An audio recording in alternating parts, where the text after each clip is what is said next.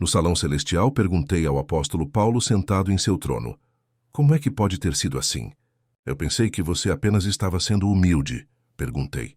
A verdadeira humildade é concordar com a verdade. Não tenha receio. Minhas cartas eram verdadeiras e foram escritas com a unção do Espírito Santo. Entretanto, muito me tinha sido dado e não cheguei a usar tudo o que recebi. Eu também deixei de fazer o que tinha de fazer. Isso aconteceu com todos os que aqui estão, exceto com um apenas. Mas é este ponto que, em especial, você tem que considerar a meu respeito, porque muitos são os que ainda estão distorcendo os meus ensinamentos, porque têm uma visão distorcida a meu respeito.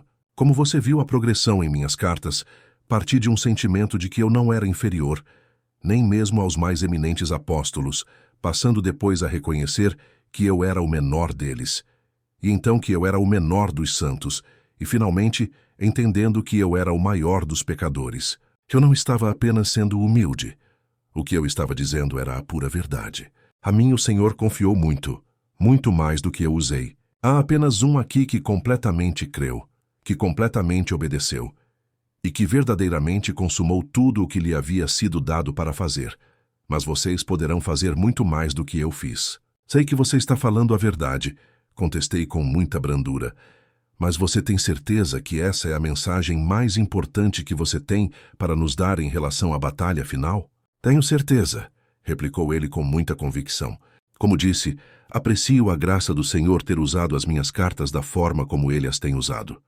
Mas preocupo-me com o modo errado pelo qual muitos de vocês as têm usado. Elas são a verdade do Espírito Santo, e são escrituras. De fato, o Senhor me deu grandes pedras para serem colocadas na estrutura da sua igreja eterna, mas elas não são pedras fundamentais. As pedras fundamentais foram postas por Jesus apenas.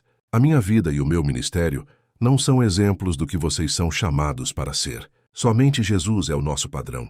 Se o que eu escrevi for usado como fundamento, esse fundamento não terá condições de suportar todo o peso do que é necessário construir sobre o mesmo. O que eu escrevi tem de ser construído sobre o único fundamento que pode suportar o que vocês estão por enfrentar. Não é para ser usado como fundamento. Vocês têm que ver os meus ensinamentos através dos ensinamentos do Senhor. Não procurem compreendê-lo a partir da minha perspectiva. As palavras dele é que são o fundamento. Eu apenas construí sobre elas, desenvolvendo mais as palavras dele. A maior sabedoria e as verdades mais poderosas são as palavras dele, não as minhas.